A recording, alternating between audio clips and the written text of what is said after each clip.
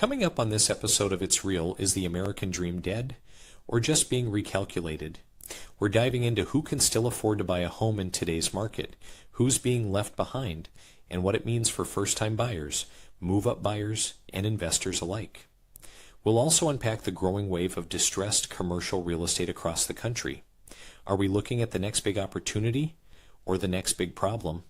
Then, with AI showing up everywhere from home searches to financial planning, we ask, can artificial intelligence really help homeowners make smarter money decisions, or is it just giving people bad advice faster?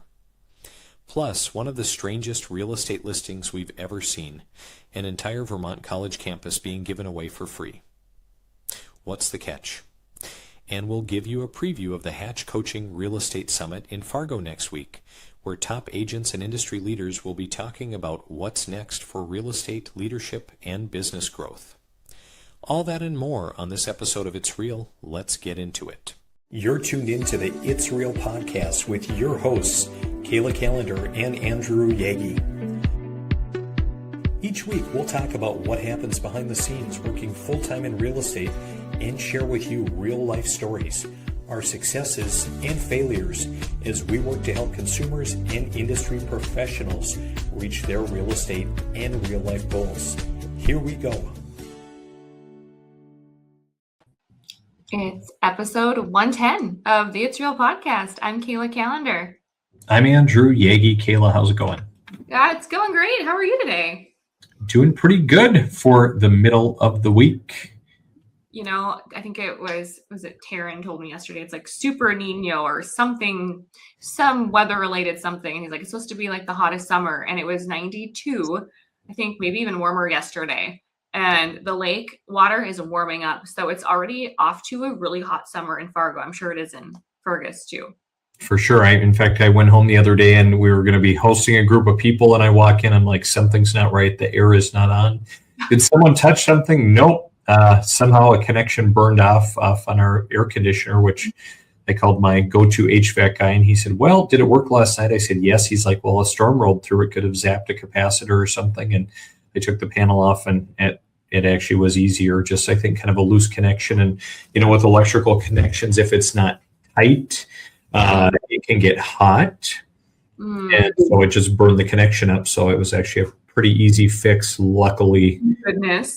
Yeah. Speaking of warmth and the lakes, do you guys have swimmer's itch on your lake? Yes, we do. My husband got it. My brother-in-law got it. My dog got it last weekend. What about you? Ottertail definitely has it. I feel like we're in just a weird ecological cycle right now. Yeah. And I think that it's everywhere. I mean, even out, my wife does not want to go to the lake quite as much because of how punishing it is, to the kids. And I kind of agree. It just isn't fun when, they're whining and complaining because it hurts and itches and whatever. So no it's kidding. unfortunate.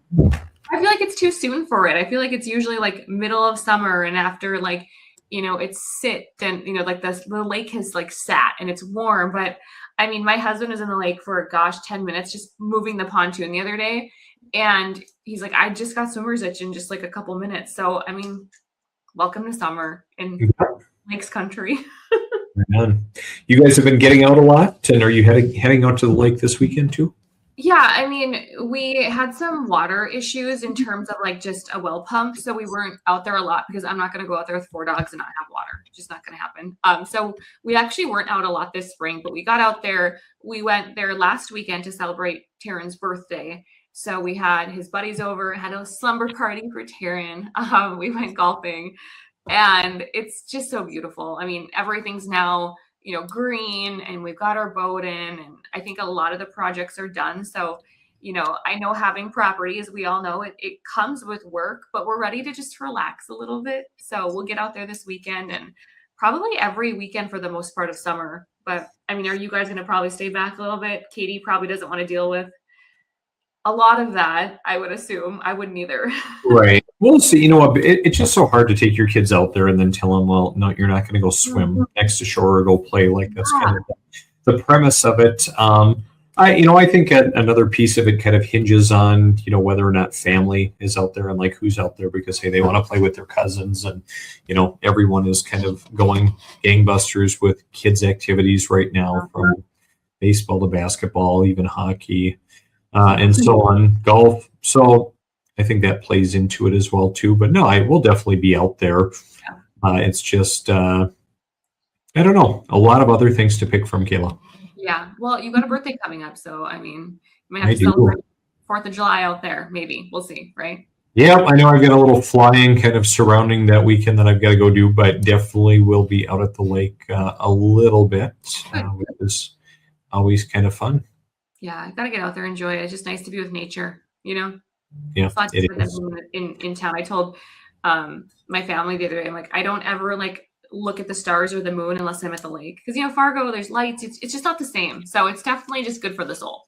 Mm-hmm. When summer hits, do you stick around or ever come back or go to like the Red River Valley Fair? Any don't they have like the downtown art festival or something like some of the festival things, or not really? You'd rather?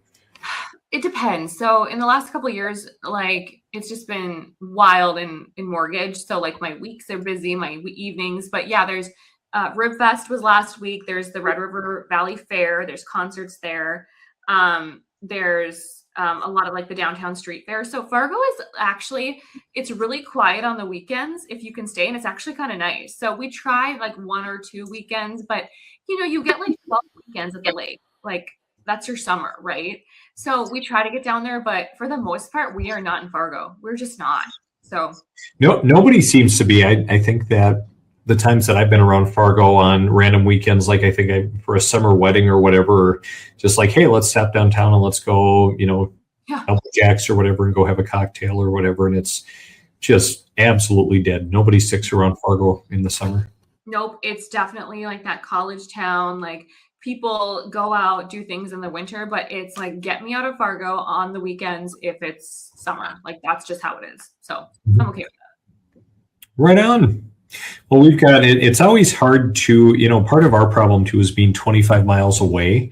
I think it makes it easier to not go sometimes because it's I would go, but I have something going on, or hey, I'm going to go home to sleep or whatever. Although it does make it easy to get out there if we want to. But yeah, you talk about summer being busy, even with real estate. Hey, people want to see houses on the weekend, and even there are other activities. Like this weekend, we've got Summerfest in Fergus Falls, which is kind of a big summer festival that I would say a lot of people go and kind of take in. It's actually kind of a fun event, but even more than that, we have kind of a fly-in breakfast out at the airport on Sunday. So that takes a lot of volunteer effort. We serve up to 1,200 people, and being a part of that group, that kind of takes away from a lake weekend a little bit too. That's awesome. It's just nice to just get out and see people too. I think we're all cooped up in the winter. It's just nice to get out and support your community. And I love that. That's awesome. Yeah, right on. It's too busy. Well, what's new in the mortgage world that you are seeing? So busy June in terms of closings. I think we're at, 18 families will help. And so it's busy, but what I'm seeing is it's kind of pulled off on applications still. We're seeing it a little bit quieter. I've talked to some other lenders and they're witnessing the same thing. I know that, rates had dipped for a bit. People got excited, but we also see it kind of get quieter around the 4th of July. So I don't know if it's just kind of leading into that, but it's a little quieter in terms of applications. Yes, our team is still busy, but for our normal kind of what we average, it's down. So what are you seeing, Andy? Similar, way different? Yeah, I think the market's been all over the board. I've been kind of surprised at some points this spring how busy it's been with activity. People wanting to make a move. We've seen, some cases where, hey, we've gotten multiple offers on properties and things have been kind of nuts, but then all of a sudden a little bit quieter, like we've talked. I think there are certainly people out buying, but it's a little bit more muted as rates are higher, as affordability is an issue. So I think it's going to be a mixed bag. I don't think anyone's going to set any records this year, but certainly people are buying. They're just doing so a little bit more slowly. Yeah. Which I feel like spring was busier. I feel like spring, it was a rush. And I think that I could be wrong, but I think people maybe wanted to get in before summer, or maybe they wanted to, they had like a build happening, or maybe it was the rates got them excited. And, some people, Andy, we see them get excited and then they're like, nah, I'm going to hold off. And a lot of people apply in January, February. So maybe some people got news that they were like, nah, I don't want to afford that. That doesn't make sense for me. But I don't know. It's a little slower. Some are wondering, Kayla, is the American dream dead, or is it just being recalculated? Gosh, it's an excellent question. Tell me more. Who can afford to buy a home in 2026, Kayla? It's interesting. So I was talking to my team, months ago, and it felt like every application we got, we weren't able to get a pre-approval letter out quickly. It was weird income. People were self-employed, but yet working part-time. They had 3 part-time jobs. And then this one had 6 previous jobs. And like, it wasn't salary W-2, which is fine. Like, no one has to be salary W-2, but I think that we're seeing a shift in the last few years. We're seeing a shift from, that type of pay to, since COVID, I think a lot of people started dabbling on the side, self-employment. They started, running their own business. I think, although we saw some businesses shut down, I think people shifted their pay. Something changed, in my opinion, after 2020, 2021. But the reason that I share this is because a lot of people think, oh, I'm just going to give you what I make and you're going to get me a letter and I'm going to go buy a house. And the reality is, Andy, I think the stat is that income variability, meaning what you make every month, what a person makes every month, changes so much every month that a lender has to prove consistency, right? So if you made $8,000 in commission in May and then $2,000 in commission in June, we have to make sure we document and understand why. So what we're seeing is, although people can, show that they make money, that they can afford it, we have to prove that they qualify. So we have to go by standards of Fannie and Freddie and say, oh, the reason that income decreased is because of this. And sometimes we have to throw out commission or bonus or overtime or tips altogether if they don't have a history, or there's such a variable difference from month to month. So although consumers are coming to us and they're saying, hey, here's what I made last year. If we're saying inconsistency, that might say we might not be able to use it to qualify you. So although they've got the money, maybe they're making the money in total, if we can't use it to qualify, then their budget to go look at homes declines. So it's definitely something that we are witnessing in Fargo for sure. And I would say probably nationwide. Yeah, I would say you're probably right. It's interesting. I feel like I've even seen that shift, and you talk about it shifting post-COVID, but would you say like you haven't truly seen the effects until more recently? I feel that way. Yeah. I think that, some people are just dabbling more. I think that the dynamics of, hey, I'm going to start a side job, so I don't need to make as much money in commission, tips, bonus over here. I think we have a different generation that is not loyal to their company. So there's a lot of job movers. Like, do you know what I mean? Like they're testing waters. And so what happens is we have to try to prove that. And so getting someone that pre-approval letter sometimes is going to take longer because we have to, for example, Andy, if a client comes and they've been at a job for 6 months, the previous job 6 months, the previous job a year, we need to document a 2-year history, meaning we need to go get every employer's verification of employment. A verification of employment breaks down everything that you make year to year. And so a pay stub will show us year to date in 30 days, typically. A W-2 lumps it all together traditionally. It doesn't break it down. So if you have a server who made this in tips, or a nurse that works night differentials, weekend differentials, we need to see that difference. And that takes time to go to those employers. And sometimes if it's not automated, Andy, we have to wait for them to manually fill it out. Now there's tools that can, help navigate that. But what I'm saying is it takes a little longer, and clients get a little frustrated because in their mind, the narrative that they have is, yep, hop online, get pre-qualified. And with the change in income and what we're seeing, it's taking longer and people aren't able to afford what they think they can afford. Sounds like a lot of work too. Yeah, I'm tired. My loan partner, Anna, what she does sometimes, she's like does like the pre-approvals for the most part.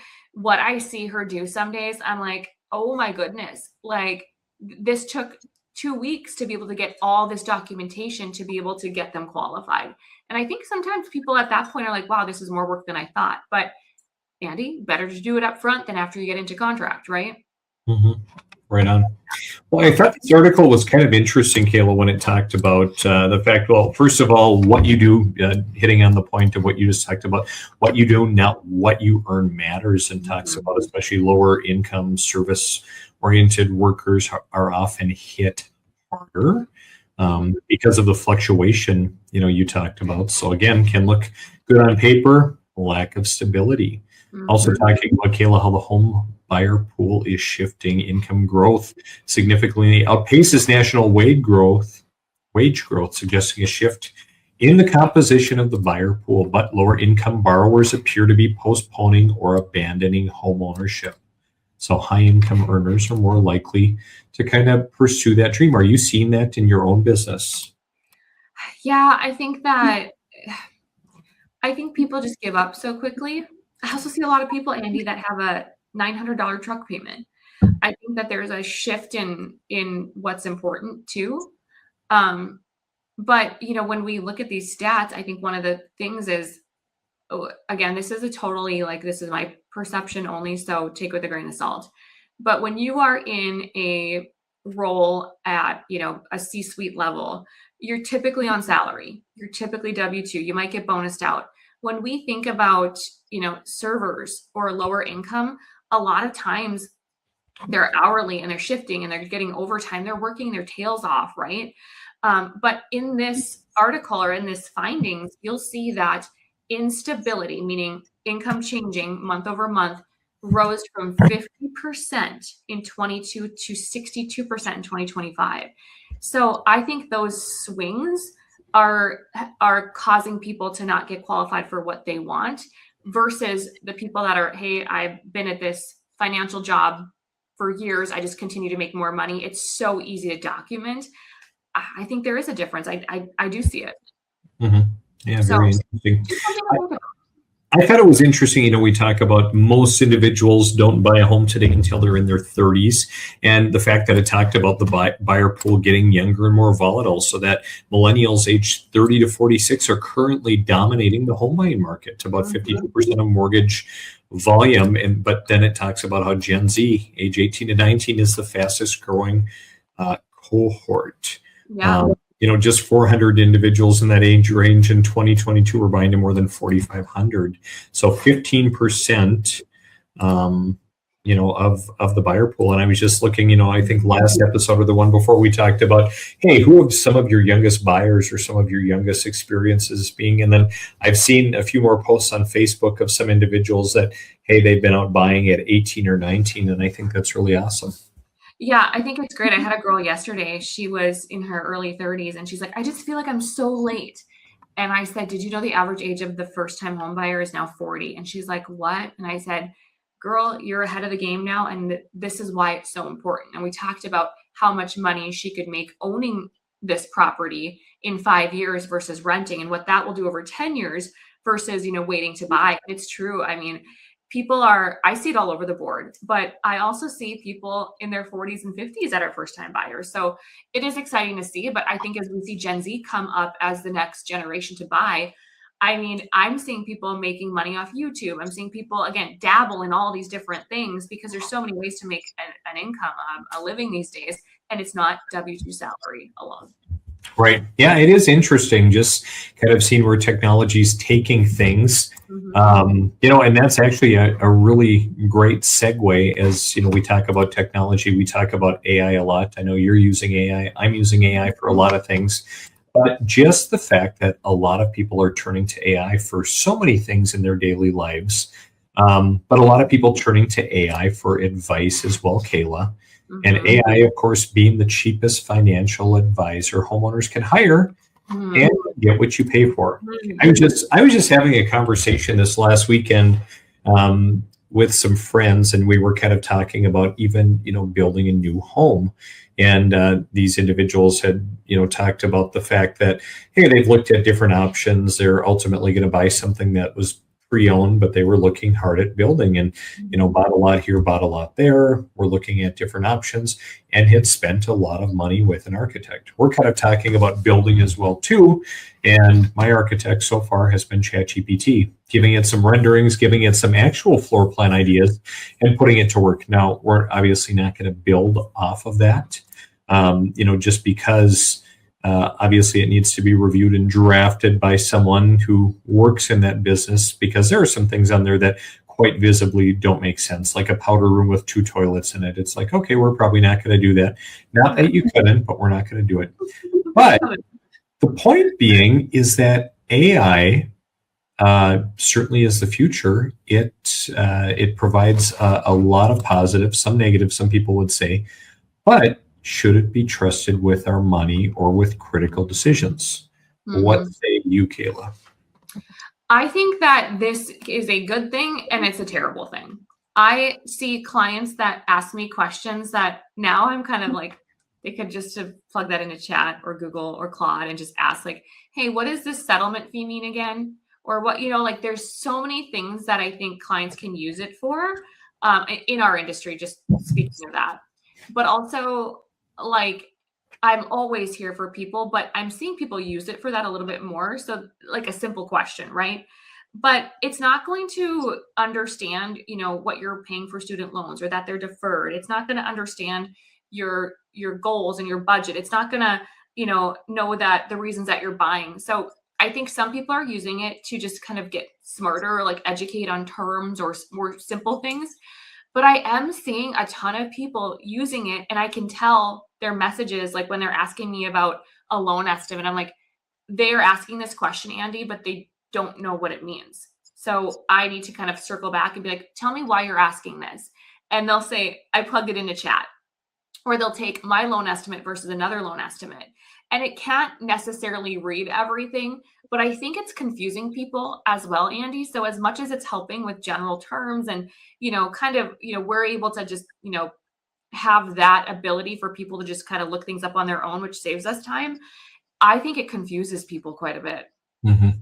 Yeah, I mean, I've had a lot of very unique situations with people coming in. One commercial, we were going to write an offer on a business and commercial property to sell, and the individuals came in kind of with their own LOI drafted, and we talked about it. And I just kind of asked them. I said, "Well, why are you asking for this, or why are you highlighting this term?" Well, I don't know. I just put it in ChatGPT, and that's kind of the mindset out there. And a lot of people, realistically today, Kayla, are using ChatGPT to help manage their finances. Can you guess the percentage of people that are using ChatGPT to manage their finances? 50%.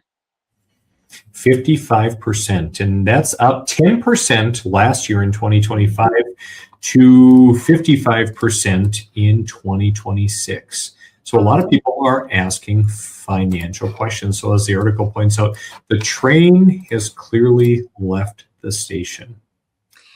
You got to be careful though, right?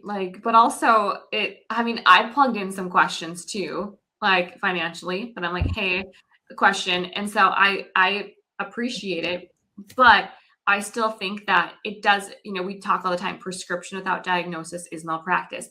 Is it really understanding everything you're putting in? Because if you're just giving it a high level overview, you get what you pay for, Yeah, well, I think it is a great tool. Like even I've been using it recently with some other partners as we've been working on, some business ideas and concepts. And, we have a fair amount of knowledge within this space, but just have varying perspectives and are working with other individuals that are experts. But it's a really great, tool to use, to kind of work out or kind of flesh out ideas. Granted, you still need to have the human element. In fact, I was using AI to kind of do a business valuation, kind of a business and some assets. I used 2 different models, and they came out very different. And one of them was wrong, even though they had all the dollars and cents in front of them. Yeah, it was wrong. And so I actually used AI, to cross-check each other, and it was actually kind of a great way to do it too. Yeah, I mean, it's great when used appropriately. I think it's allowing people to just, some people have a million questions, and I love it for that. People can just, 11 o'clock at night, what does this mean? Like, that's great. But I think when it comes down to really understanding the goals of the person, their details, their unique scenario, I mean, people have to be careful. So it's great, but, use with caution. We talk mostly about residential real estate, since that's mostly what we work in, and certainly, I guess, all that you work in. You don't do commercial deals, and this isn't something that we see a lot of in our area. But I wanted to pass it along just because I think there are more looming overall economic implications probably for everyone. But this in the Wall Street Journal, Kayla, talking about a fire sale on U.S. office buildings as they're getting sold for about 90% off. So it gives some examples in here. So in Chicago, there was a developer. He bought a 485,000 square foot office building for $4 million. The building sold for $68 million a decade ago. Someone just bought one in Denver for 5.3. It sold prior for 176 million. Absolutely crazy what's going on in the commercial space, and the big problem is debt. So obviously there were a lot of people when the market was booming, they bought these places, and many of them buying them before the COVID era. Of course, COVID happened. Hey, nobody wanted to be in office spaces, and a lot of people still don't. They were hoping for a turnaround. But at this point, there's not going to be that turnaround. So they're missing a lot of income, number one, from these commercial investments. And number two, interest rates have gone up, especially as, a commercial office space, you're maybe buying something that's fixed for maybe 4 or 5 years and then it adjusts. So, in fact, I just saw someone who is kind of a big name in real estate and real estate syndications, where he goes and raises money from investors. Brandon Turner's his name. They've got the Bigger Pockets podcasts, and he's done over 60 syndications raising money from people.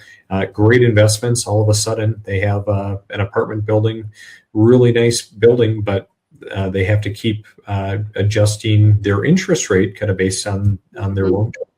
And as a result, they're upside down. In fact, he lost his investors $15 million. Dang, that's insane. And I mean, I think after COVID, people work from home a lot. They go to work.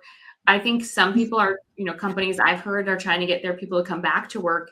And it's probably to justify the use of the building, but there's just so much technology now that I think for some people, long term, it's probably cheaper to have people working at home. But there is something about being in person too. So, man, that's insane though, those numbers. That's wild. Thank you for sharing that. Oof. Yeah, very, very interesting. And I'm glad a lot of people say in real estate, hey, it's the goal to get out of residential real estate, to, not own single family homes, or eventually not own smaller multifamily, and, just kind of keep graduating up to larger multifamily, 24, 36 plex, 100 unit apartment buildings, or even commercial. But boy, it's really, really challenging. And then, like, I even look at Minnesota, like down in Minneapolis, like you look at all of the unrest and the issues Minneapolis has had on top of some of these things. And boy, it's not a great scene. No, not at all. Yeah. I remember hearing about the Minneapolis stuff, and that's just, it's huge numbers, huge losses. So.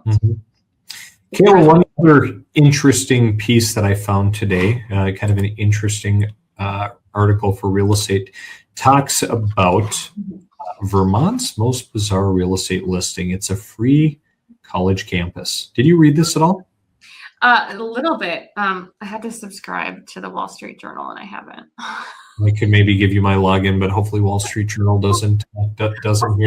But anyway, Kayla, I could see this being a looming crisis, kind of along the lines of, something similar to the commercial we just talked about, because people today are increasingly saying that they don't value the traditional university degree process. Again, grateful for my time at like NDSU, the U of M, grateful for meeting you, go Bison. But I just look at, if not for the relationships, the academic piece was not that worthwhile. And again, I think today, especially when we talk about high costs of everything, including education, a lot of people are thinking twice, before they decide to go, especially to some of these 4-year, universities. And I think you're going to see more of this, like we saw in Vermont, where, hey, the college closed down 7 years ago. And there was basically an investor developer who came, a guy who he was on The Apprentice, in fact. He came and he had a huge goal of basically redeveloping it. It talks about some of his ideas here. He wanted a hotel, 93 hotel rooms, 18 condos, a micro distillery, restaurant, and spa. Bought it for less than $5 million, but now it's mostly empty, and he's trying to give it away. What do you think about that? I keep going back to just your thought on, I've never thought of this. So this was like an aha moment for me just now is, yeah, we went to college. That was like our thing, right? That's what you did. It was, for us, it was UND or NDSU. Like that was typically what we chose between. Yeah, there's other colleges, Mayville, etc. But I remember thinking, here are my two choices. Here's the next step, going to college, Andy, and not knowing what I wanted to do, but going and doing university studies, Univ 189, whatever they called it, not knowing. And then finally, after 2 years, I'm like, okay, I need to figure this out, got a degree. But how many people, Andy, are now saying, I can learn this online, I can research this, my job doesn't need a degree? And it makes me wonder more so, I go back to, what's going to happen to these campuses, these buildings? Like today you made me think differently about this. It's kind of concerning. You know what I mean? Like, what do you do? Like, think of all the buildings on NDSU, from Menard Hall to Sudro to, like, what do you do with those buildings? I mean, thoughts? Yeah, I don't know. I look at it across, Kayla, even so many different industries and business where, things change, needs change, and, people are not necessarily changing with the times. And when they do change, hey, there is potentially a big overhead, a big real estate problem. And, so I don't think, I think it's true of a lot of different places, different types of businesses, and certainly university campuses. The big problem with even getting this for free is it takes about $1.5 million a year between property taxes and even just the absolute basics. And then, what do you do? Like this particular college that shut down, it's, anchored at the very end of Main Street of a town that's 3,000 people. So are you just, it just totally like disintegrate? But it takes a tremendous amount of money. We can barely build affordable housing, let alone redevelop or, do something meaningful with a college campus. Well, even the plan for this was hotel rooms, condos, micro distillery. I think that's great, but that comes with a cost too. So I think it's, what do you do with the buildings? Yes, but who's going to be paying for it? What's the cost? And in a town of 3,000, I think that's even harder. So it's very interesting. I want to keep my pulse on that. Right. Green Mountain College. Yes. Anyway, before we wrap up today, Kayla, let's talk about the Hatch Summit. You're actually going to go and you're going to show up next week? I am. My good buddy. We talked about it. I think we talked about it last year. Yeah, I'm big on conferences. I'm big on, to me, it lights a fire. I love people. I love being exhausted at the end of the day from learning and talking and networking. So one of the biggest reasons that I'm going, well, two, is you have always spoken so highly about it. It's local. It's in Fargo. I'm not, traveling. So I love that. But also I met Neil, in 2022. Neil is great. I've met him. I've gone to his academy, his event for the last 3 years. I'm going in July. He basically has just taken social media branding and just taken it to a new level. So I just mad respect him for kind of just pushing, being more edgy, pushing the button a little bit. And he's really created a community. And I think that's great, because when you work with people, we were just talking before, Andy, that you want to work with, that you are excited to be around, like that's a big deal. And so he always has insightful information, and he's on YouTube, he's on Instagram, and his reels go wild, but it's because he's being himself, and he just truly has incredible education on that area. I've told you before, I think this is a good event. So this is like year 3 of the event, and I've been to a lot of national events. Tom Ferry, who's the largest, real estate coach in the world, I think, I've been to, events for his organization, EXP Realty, Follow Up Us and Wailopo, a CRM and, kind of marketing suite that are really big out there. Among many other things. And honestly, for something that's in Fargo, this event can kind of hang at the level of those events. And even like I look at, all of the different individuals that are coming to it and speaking. It's really a pretty awesome event. So I'm excited to go. I'm happy that you're going to go too. So I'll look forward to seeing you there. Yeah, it'll be good. It'll be great to get together, and again, all in Fargo, and it's just right here. Tons of great, just incredible speaker lineup. I think it'll be very valuable to those that attend. Right on. Well, Kayla, I'll look forward to seeing you there. A lot of content covered today. Have a great rest of the week. I will if you will. We'll see you soon. Bye, Andy.